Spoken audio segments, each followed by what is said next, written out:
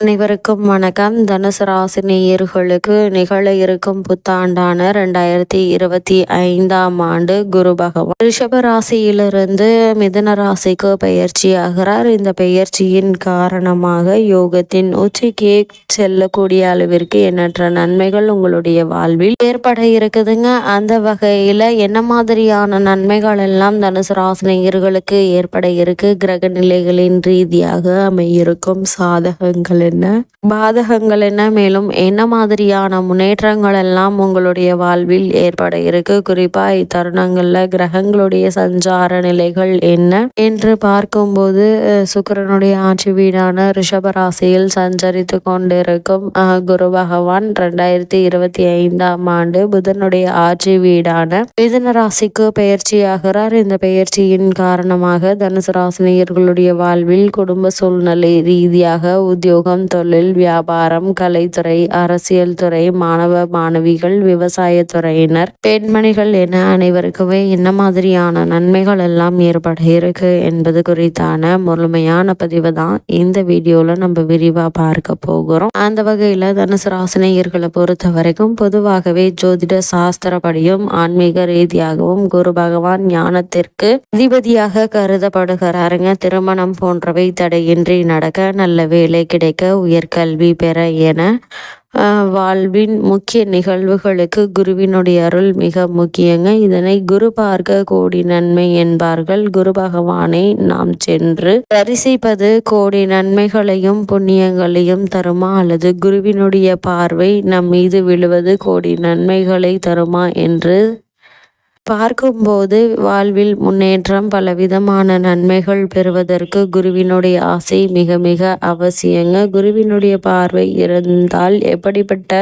பிரச்சனையாக இருந்தாலும் அதிலிருந்து மீண்டு வர முடியும் என்பது தாங்க ஐதீகம். அந்த வகையில் ஆன்மீகத்தில் 2 பார்வைகளுக்கு மட்டுமே கோடி நன்மைகள் கிடைக்கும் என்று குறிப்பிடப்படுகிறது. அவற்றுள் ஒன்று குரு பார்வை, மற்றொன்று கோபுர தரிசனம். இதில் குருவினுடைய அருள் வாழ்க்கைக்கு எந்த அளவிற்கு முக்கியம் என்பதற்கு உதாரணமாக ஒரு கதையும் சொல்லப்படுவதுண்டு. அந்த வகையில ஜோதிட சாஸ்திரத்தின் குருவான பிரகஸ்பதியிடம் தெய்வீக தன்மைகள், சாஸ்திரங்கள் பற்றி அறிந்து கொள்வதற்காக சந்திர பகவான் சென்றார். குரு பகவானும் தனக்கு தெரிந்த அனைத்து சாஸ்திரங்களையும் சந்திரனுக்கு கற்றுக் கொடுத்தார். அனைத்து சாஸ்திரங்களையும் கற்றுக்கொண்ட சந்திரனுக்கு தான் அனைத்தும் தெரியும், தனக்கு தான் அனைத்தும் தெரியும், தானே அனைத்தையும் தெரிந்தவன் என்ற ஆணவம் ஏற்படுகிறது. சந்திரனின் ஆணவத்தை அடக்க வேண்டும் என குரு பகவான் முடிவு செய்கிறார். இதனால் சந்திரனை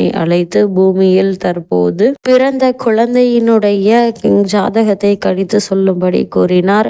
குரு சந்திரனும் அந்த குழந்தையினுடைய ஜாதக கணக்குகளை ஆராய்ந்து எழுதினார். அந்த குழந்தைக்கு 1 வயது நிறைவடைந்ததும் பாம்பு கடித்து அந்த குழந்தை உயிரிழந்து விடும் என்பதையும் கணித்து சொன்னார். சந்திரனுடைய கணித்தபடி அந்த குழந்தைக்கு 1 வயது முடிவதற்கு சில நிமிடங்கள் மட்டுமே இருந்தது. அந்த சமயத்தில் சந்திரனை அழைத்து கொண்டு வான வீதியில் உலா சென்றார் குரு பகவான். அந்த குழந்தைக்கு என்ன நடக்க போகிறது என்பது இருவரும் கவனித்து கொண்டிருந்தனர். சந்திரன் கவனித்தபடி அந்த குழந்தை படுத்திருந்த தொட்டில் சங்கிலியின் மேலிருந்து ஒரு பாம்பு வளைந்து நெளிந்து குழந்தையை நோக்கி வந்து கொண்டிருந்தது.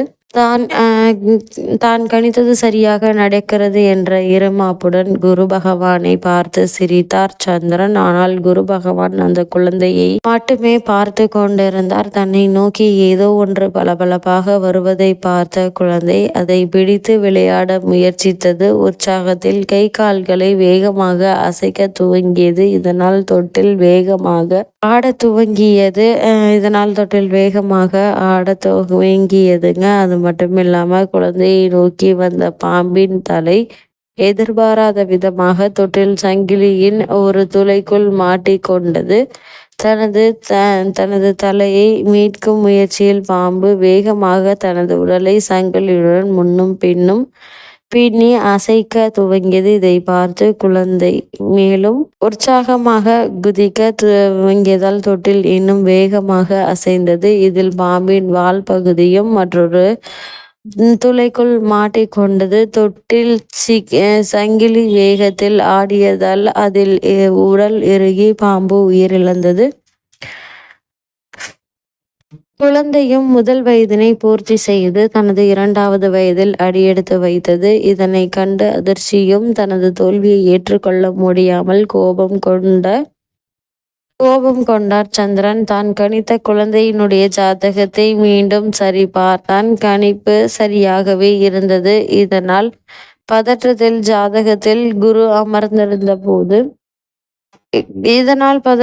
ஜாதகத்தில் குரு பார்வை கூட இல்லையே, அப்படியும் எப்படி குழந்தை உயிர் பிழைத்தது என குரு பகவானிடம் கேட்டார். அதற்கு புன்னகையுடன் அமைதியாக பதிலளித்த குரு பகவான், ஜாதகத்தில் குரு பார்வை இல்லை என்றால் என்ன, நான் தான் நேரிலேயே வந்து எனது முழு பார்வையையும் அந்த குழந்தை மீது செலுத்தி கொண்டிருந்தேனே, அதனால்தான் இது நேர்ந்தது. உனது ஜாதக கணிப்பு தவறில்லை, ஆனால் அதனால் வந்த ஆணவம்தான் தவறு என சந்திரனுக்கு அவரின் தவறினை எடுத்து கூறி உணர்த்தினார் குரு பகவான். தனது தவறை உணர்ந்த சந்திரனும் குருவினுடைய பார்வைக்கு இருக்கும்படி மகிழ்ச்சியை புரிந்து கொண்டார்கள். அது மட்டுமில்லாமல் இக்காலகட்டத்தை பொறுத்த வரைக்கும் மேலும் இது நவ கிரகங்களில் ஒருவரான குருவின் அருளாக மட்டுமல்ல, தான் கற்ற கல்வியால் ஆணவத்துடன் கற்றுக் கொடுக்க ஆசானமிடமே ஆணவத்துடன் நடந்து கொள்ளக்கூடாது என்பதை உணர்த்துவதற்காகவும் சொல்லப்பட்ட ஒரு கதையா அமைஞ்சிருக்குதுங்க. குரு இருக்கும் இடத்தை விட அவருடைய பார்வை படும் இடங்களுக்கு அதிகப்படியான பலன்கள் கிடைக்கும். அதே போல் தான் ஆசானின் ஆசிலும் வாழ்க்கையில் அனைத்து விதமான நன்மைகளையும் பெறுவதற்கு மிகவும் அவசியம். ஒன்று இதனால்தான் குரு பார்வை கோடி நன்மை என்பார்கள். அந்த வகையில தனுசு ராசினியர்களுக்கு குரு பகவானுடைய இந்த மிதுன ராசி சஞ்சாரத்தின் காரணமாக மேலும் என்ன மாதிரியான நன்மைகள் எல்லாம் உங்களுடைய வாழ்வில் ஏற்பட இருக்கு என்று பார்க்கும்போது, தனுசு ராசியில் உங்களுடைய ஜென்ம ராசியின் படி 6ஆம் வீட்டிலிருந்து 7ஆம் வீட்டிற்கு குரு பயிற்சி ஆகிறார். அதாவது ரிஷபத்திலிருந்து மிதுனத்திற்கு குரு பயிற்சி ஆகிறாருங்க. 2025ஆம் ஆண்டு மே மாதம் வரை 6ஆம் இடத்தில் இருப்பார் குரு பகவான். அதன் பிறகு 7ஆம் இடத்திற்கு பெயர்ச்சி ஆகிறாருங்க. அதே போல இந்த ஒரு வருட காலகட்டத்தில் நீங்கள் கவனமாக இருக்க வேண்டுங்க.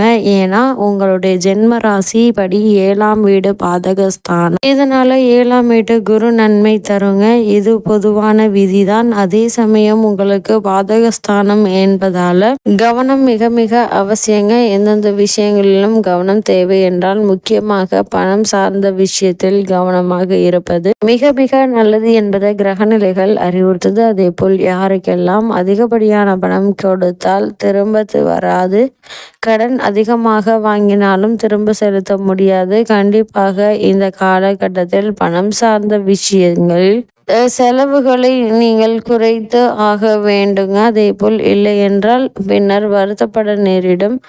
அதே போல இந்த காலகட்டத்தில் பொறுத்த வரைக்கும் தப்பித்து விடுவீர்கள். இல்லை என்றால் மன அமைதியில் பண விஷயத்தில் உங்களை யாராவது ஏமாற்ற தயாராக இருப்பாங்க. அதனால் அதிக கவனத்தோடும் எச்சரிக்கையோடும் இருப்பது மிக மிக அவசியம் என்பதை கிரகநிலை மீண்டும் மீண்டும் அறிவுறுத்துதுங்க. தனுசு ராசினியர்களுக்கு கிரகநிலைகளின் ரீதியாக கூறப்படும் பரிகாரம் என்ன என்று பார்க்கும்போது, வீட்டிற்கு அருகாமையிலுள்ள கோவிலுக்கு சென்று தீபம் ஏற்றி வழிபடுங்க. எண்ணற்ற நன்மைகள் உங்களுடைய வாழ்வில் ஏற்படும்.